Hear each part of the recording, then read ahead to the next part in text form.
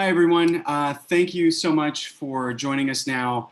I'd like to welcome the co-directors of the film, Petra Epperlein and Michael Tucker. Thank you so much. Can you see me okay? Yeah, we're just getting it. We just rushed from another screening, so sorry.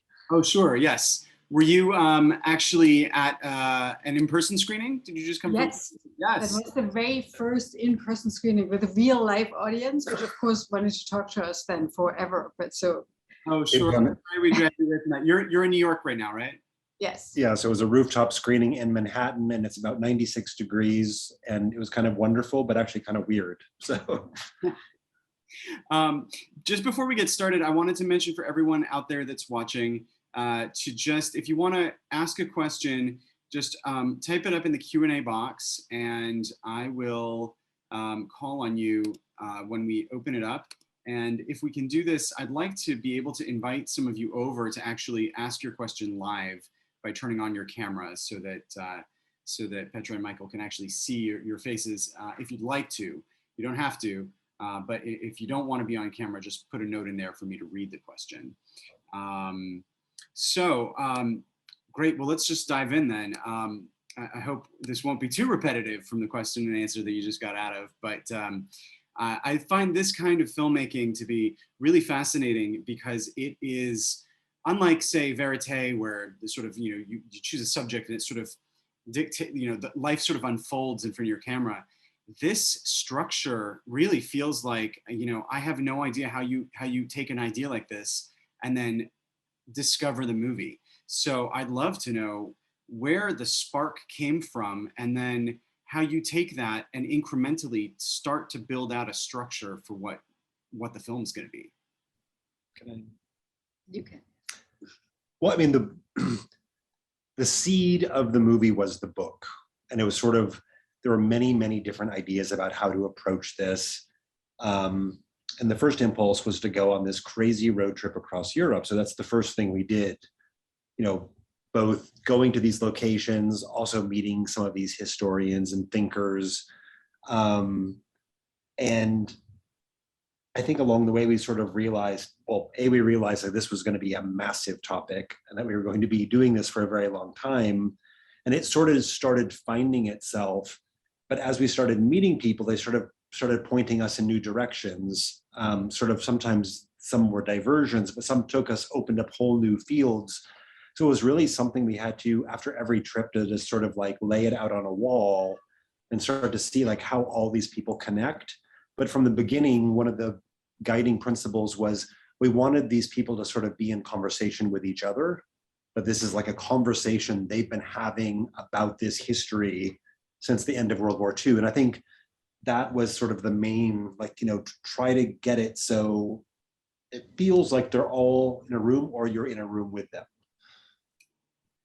Actually, I've wondered that often in documentaries where you have people that are intercut in that way, so that it feels like that, and obviously it's not, but if you are using a prior interview to inform a subsequent one in a direct way, not just sort of like as things come up, you sort of take note, but actually using things that one person says as the basis for a response from another guest. Yeah, I think throughout we were really trying to connect. You would see someone and say, well, we just saw so-and-so. And that was like funny between, our two, the two sort of like biggest historians in the film, Yehuda Bauer in Jerusalem and Saul Friedlander in Los Angeles. They know each other. And so like, it was sort of like trying to connect that warmth between them and the warmth between their worlds. And again, like this has been a very big conversation with all of these different parties. So, and also, the world of the historians is not that huge. So they all know of each other and they know of each other's ideas and they do communicate. So it was often very relatively seamless to make them talk about each other's ideas in a continuous way.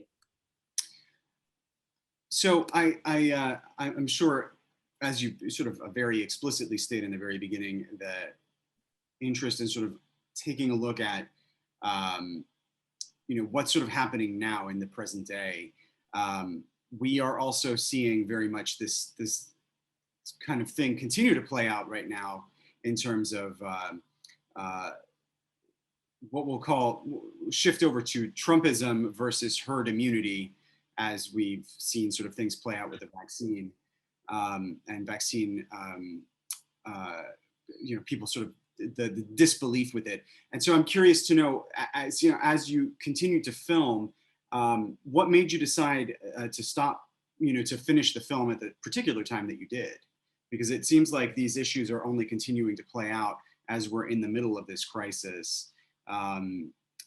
Really, in fact, coming to some really awful new, places in the aftermath of the election. Yeah, it's actually a scary development.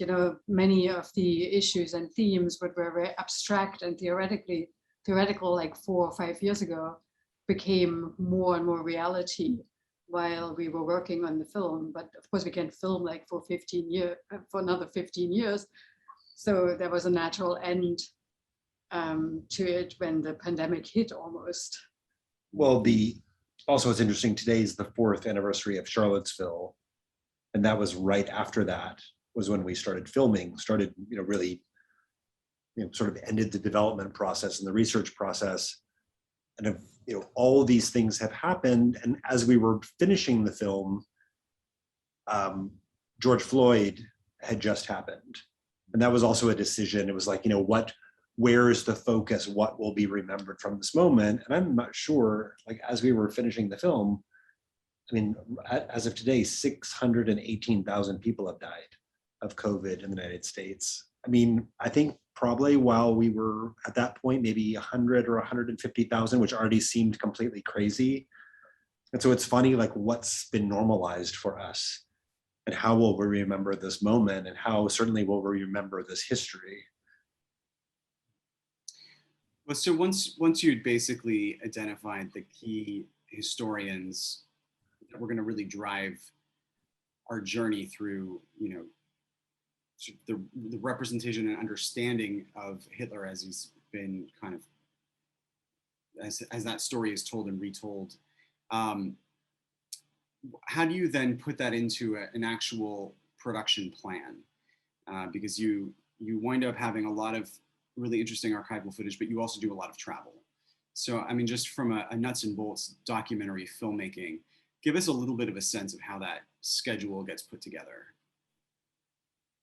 It's kind of a fluid process. We have the idea, we start writing some sort of script, it's more like an outline, and then we do like a research trip to see, like, we have this idea, we have this thesis, does that even work, what we're trying to do?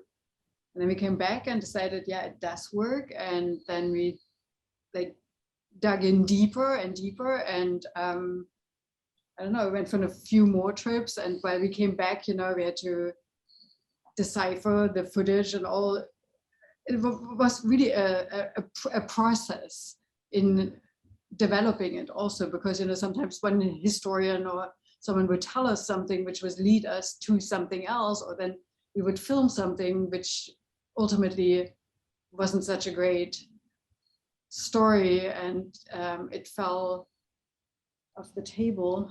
So yeah, it was kind of But there was also interesting, one thing that popped up while we were making the film that did not exist before is Trint, or like AI transcription, proved to be like this enormous like helper, because previously, I know we've shot many verite documentaries, and the whole idea of logging footage, we used to pay someone or even do it ourselves. This is so painful.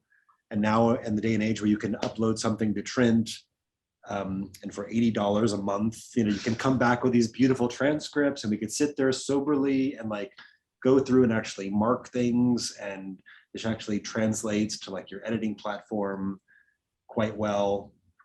And the same thing even for and looking at archival or looking at feature films to use for reference. It was just so easy to go through them quickly. We looked literally at, I don't even want to know, hundreds of feature films, but probably, in the archival, it was an enormous amount of material. We actually had thumbnails that we printed. We had thousands of them on our walls. just to have reference of like what shots we wanted to use. So I mean, this is probably the most ambitious film we've ever made. Hmm. And I mean, I also to find evocative shots so that you were able to sort of strip Hitler's actual image from being represented, right? That you have a lot of representations around him, right? I mean, you stripped even his face from the poster itself. right. I mean, that was, I mean, probably in our perfect world, our crazy world, we wouldn't have used any images of him at all, or there was a time when we were only trying to show him from behind, but then we realized that was completely crazy, and that like our investor would know what. It'd be like you have to show him. But I mean, the more you sort of dig into the material, and actually the more films you watch, you realize how completely overused this stuff and how it's used completely out of context. In fact, I just watched something on Netflix the other day, and it's just like you sort of drop a bunch of Hitler and Nazism into a blender, and it sort of spills out on screen, and it really has no meaning. It's just aesthetics. And maybe I'm also like throwing in a little bit too much, drawing out of your director's statement, but that sort of desire to try to find those things that allow you to, to sort of like evoke his presence without overly relying on the physical image of him directly. One of the other things what we were also very aware of is like that most of the footage that exists from that time is produced by the Nazis, right? It's propaganda footage that they produced for the world to see. And by using that over and over again, you basically propagate the propaganda. And I think it's kind of important to remember that every time one cuts something together from that extremely well-produced, sexy footage, that we are telling their story the way they wanted it to be told.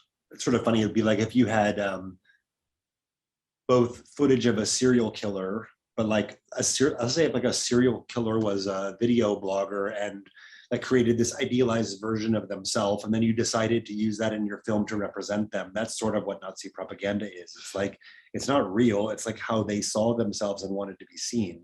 In fact, there's only one, it's in the film, but there was one American cameraman in the 30s, Julian Bryan. You can see the footage at the United States Holocaust Museum archive. He has some of the only independent footage of Nazi Germany in existence that was taken. He was permitted to be there. He did it out in the open, not in secret, but the footage actually looks and feels very different, you know, what his eye was focused on. And that was fascinating to see. Well, tell us a little bit about the, sort of the things that changed for you when you were in the field actually going on these trips to shoot versus things that, you had encountered, ideas that you were working with when you were doing the research and doing the interviews. Were there things that challenged some of your conclusions or like some of the things that you had been wrestling with as ideas when you actually got to some of the places that you were going to film in? I think of all the places, probably Poland was very difficult because that is a place that, history is so central there, and it requires you to be, you sort of have to be open to everything. And so we were filming both these demonstrations in Warsaw, which were very, very provocative and difficult, and at the same time going to these Hitler sites, some with David Irving, but also these extermination camps. We ended up going to Sobibor twice, just because it was actually really difficult to capture. Like there was sort of like a theoretical idea or something that historians were expressing, but how do you capture that? And we really had to sort of go back and also look at, in fact, we also looked at Claude Lanzmann's archive to understand. It's funny for a film student to go look, all of his B-roll is available there, and it's fascinating because you really see this process of how difficult it was for him to make that film. And I believe there's also like a brand new restoration coming out that the I forget what company distributes Shoah, but it's going to be available for a brand new release, I think, this year. Yeah, actually, IFC, who's our Oh, distributor, is you're saying releasing it. distributor. Yeah, Right. I'm not sure if it's Ultra HD or, but yeah, it's definitely, you know, that's fascinating. But it's yeah, it was sort of interesting just to, I mean, again, with the Landsman thing in a place like Sobibor, was to see also how little has changed in a place like that. It's a place that is really sort of free from modernization, and has been left untouched. Well, that's a really interesting comparison to make, you know, because being an outsider, not knowing much specifically about either Germany or Poland in terms of the sort of the internal reckoning that they've had, all I can really draw from is what I've seen in their own cinema, and it seems like Germany has wrestled with the legacy of Hitler and Nazism far more than what I've seen coming out of Poland in terms of its representation in cinema. And there have only been recently a few films where it's really trying to sort of dig at the past. It's something like Aftermath, I'm thinking of, you know, where it's like looking at a little bit at the hidden history of sort of like what you see in the death camp at Sobibor, that there's things that were just sort of covered up and meant to disappear and never get dealt with. And now historians and archaeologists are finally going back, you know, 20, 30 years later, after perhaps we saw in terms of Germany having to excavate the legacy of their past. Did you get a sense of that as well? Am I completely off base there? In regards to Holland, you mean? Talk about Germany. Or Germany? I mean, so Germany, yeah, so Germany officially has been dealing with the past and taking responsibility for everything what happened. But at the same time, you know, it's complicated because although there's this official approach to it, which is a good one, it's not like 100% effective, right? So a lot more needs to be done, and also it needs to be done in a different way because we move so far away from the actual events and there aren't really any eyewitnesses left anymore. So this needs to be discussed further and further. And Poland is also really complicated case because there are these nationalistic movements, and at the same time there are these approaches by the historians and the archaeologists to actually preserve or uncover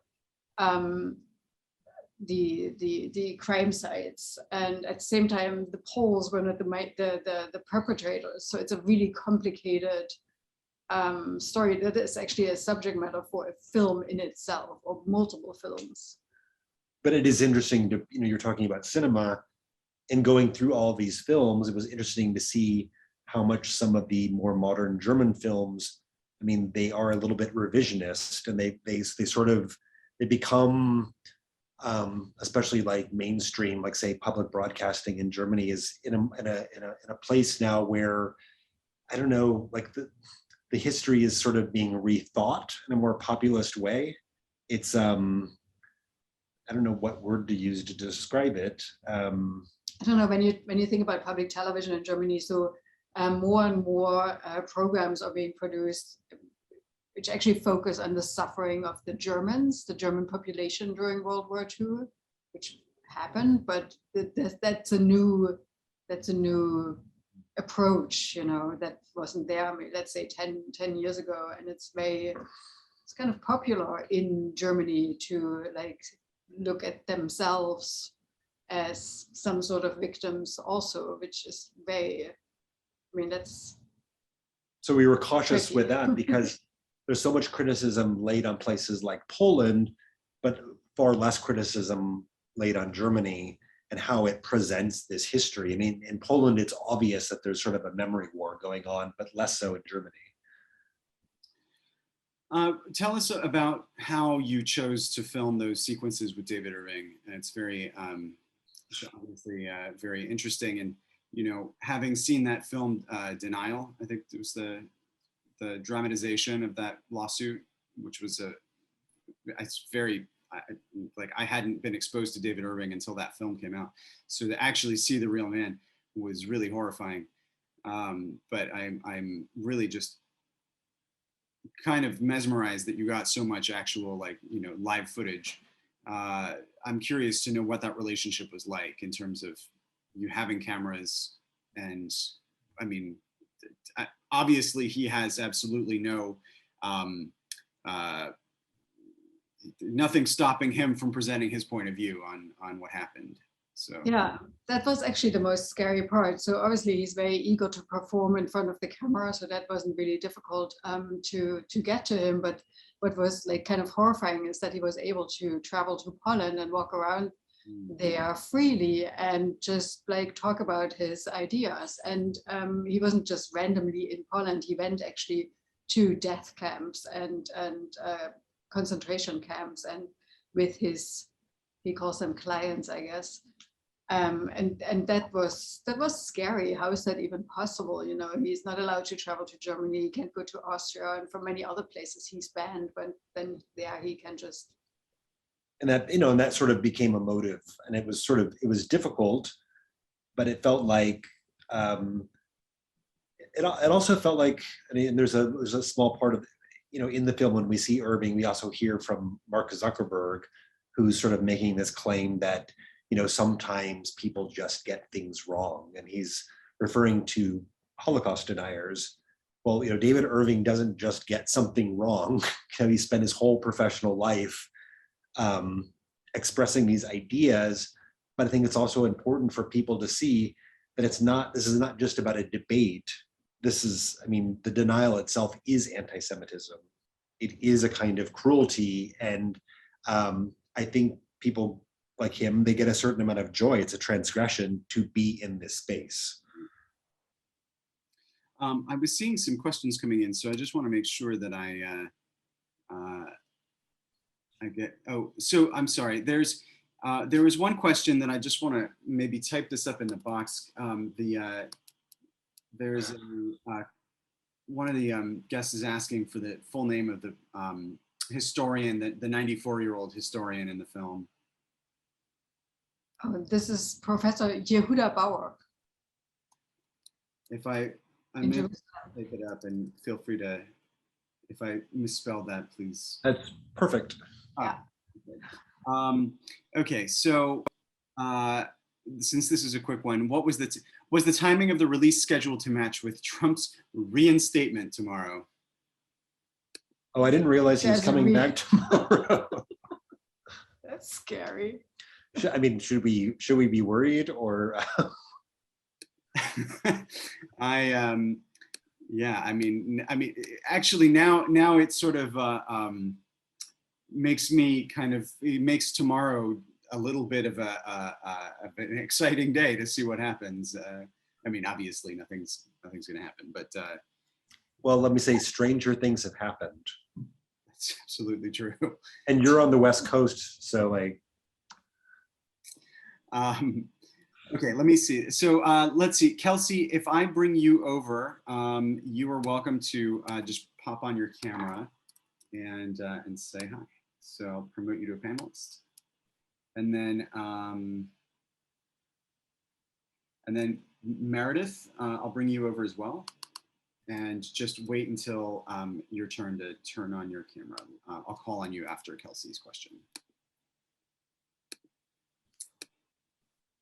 Oh, so Meredith already made it over, but Kelsey has not.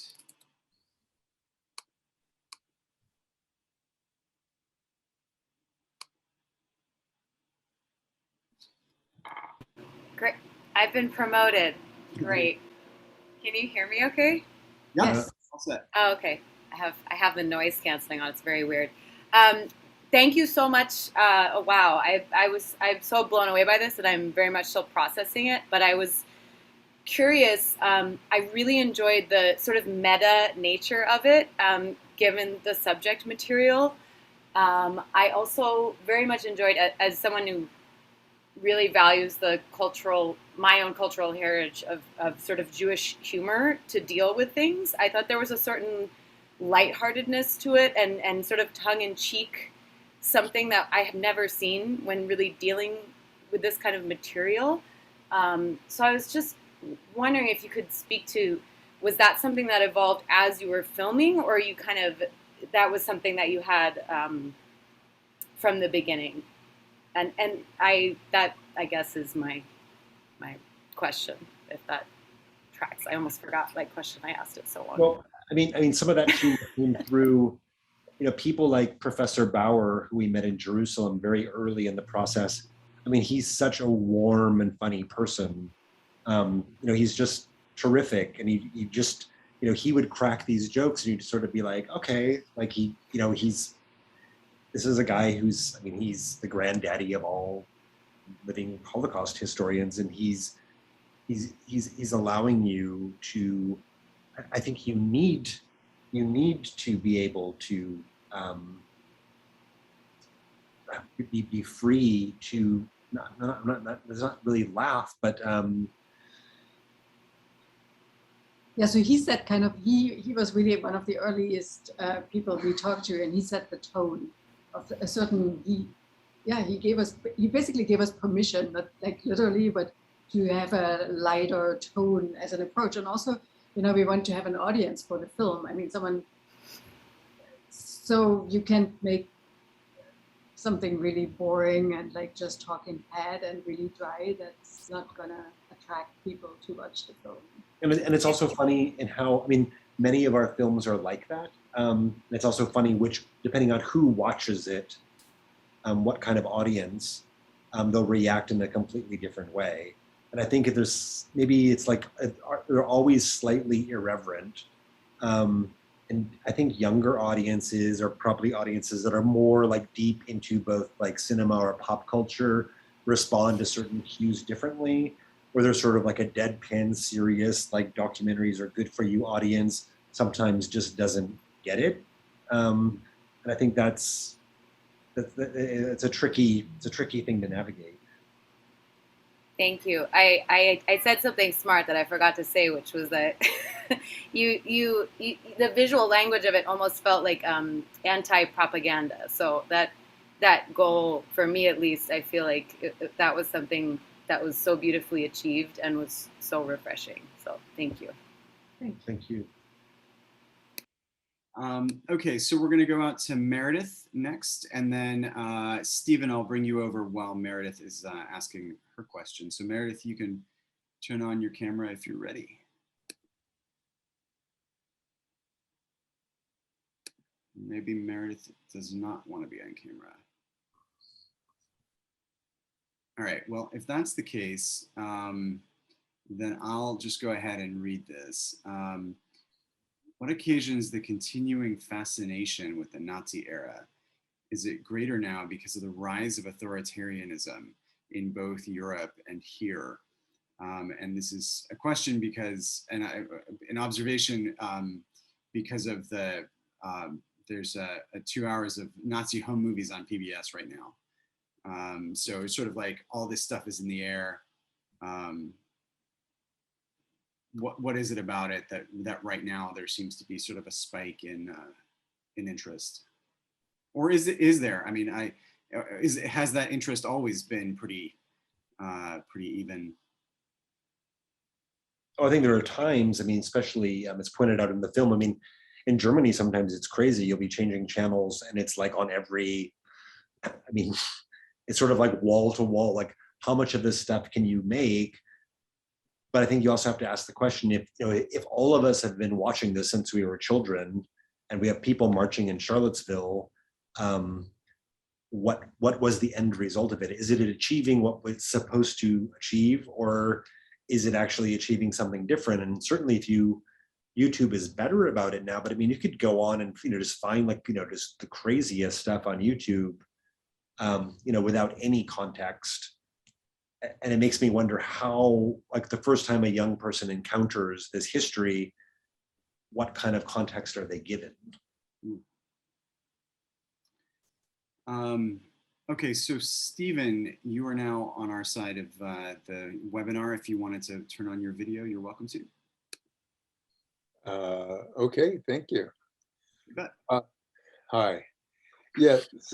So, I mean, I think it was a very provocative film in many ways, but my question, or I had a few different questions, but one was what you hoped the main point was that the audience would take away from your film. Well, I think that's why we gave Professor Bauer the last word there. And I think that the takeaway is that I think we look for explanations, whether it's Hitler or if it's a Trump or a Bolsonaro or Orban in Hungary, we're trying to explain these things rather than sort of looking at ourselves. And, these people are not possible without being enabled by somehow us. We're sort of like the weakest link and maybe also the strongest link in the equation. And Bauer's answer about this is so simple. We sort of get to make two choices. Either we work in the service of the cult of the individual, or we work together collectively. And through democracies, we get to make that choice. And that sounds really simple, but it sounds like a great prescription also. Right, right. I do think that came out by giving him the last word, as you say, that kind of emphasized that. But you seem to also have themes of historiography, the how Hitler is portrayed and how he's been viewed over the decades, and sort of the what was someone else's written comments I saw said sort of a meta nature in looking at the film. That seemed to be a theme that was emphasized as well.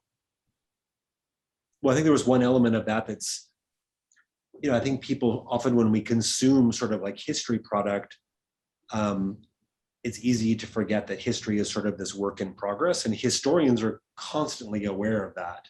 They're in this conversation their entire professional lives, and the end consumer, the reader, is just seeing it as like history, like concrete. And so it's important to know that's ongoing, but at the same time, now look at the critical race theory debate. There's this battle going on, about history itself, which is so important. Right. So I hope that people are sort of aware of, how important it is to sort of like, fight for an accurate history. Yeah. Okay, Stephen, I'm going to move you back over. Does anyone else have a question? I know it's quite late for you over in New York, and I'm sure that you're whole night, so I won't keep you much longer. But I know that we are now going to live the next 12 hours in great suspense for Trump's potential reinstallation. And I'm sorry if you thought that you were going to sleep well tonight, thinking that you were going to wake up to a. Do we have an exact time that this happens, or? Let's see if anyone has said that in the. What was the other professor's name? Okay, I'm going to suggest maybe Lisa that you just go ahead and look up the film. Can you ask a little bit about the Trump versus the Hitler versus Trump balance? Okay, so yeah, that's an interesting thing, because the film obviously does sort of start there and then it ends there, but I am curious, because it does seem like there's that inspiration, but then of course in really sort of like understand in being able to talk about the present, you really spend the majority of the film talking about the past. And so how much of the present context, how much, I guess, in your editing or in your research or in your writing of the film, did you weigh back and forth about how much to come back to the present? I mean, obviously, Trump is no Hitler, right? But by editing or by like going through the material, the present was always on our mind because the parallels are just they're just so intense. Yeah, I think to the audience, the parallels are pretty obvious. So, in the editing process, it was like, where can the audience fill in between the lines? What are they going to be thinking about? And of course, I mean, we started really working on this in the field 4 years ago, and now we're in this moment of a completely different reality. And in retrospect, I think both of us are very pleased that we sort of restrained ourselves and didn't go in this like Trump is Hitler, and that's why you sort of see Sarah Silverman in the beginning, dressed up as Hitler. I mean, it was comical, and I think people were worried, but there was also a little bit of hysteria about it, and that's there's a danger of going too far. I think we can learn from history, but I think these one-to-one comparisons are they're dangerous themselves.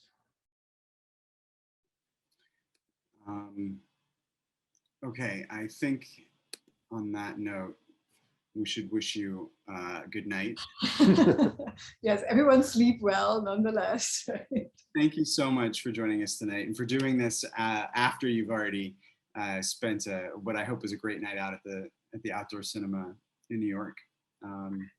And best wishes for the release. And I hope that sometime when you're in LA, we'll get to host you in our own cinema. We just started to have our own events back on campus, so it's exciting to be able to. Oh wow, I'm sure the students are thrilled for that, and we'll message you in the morning to let you know how the new reality is.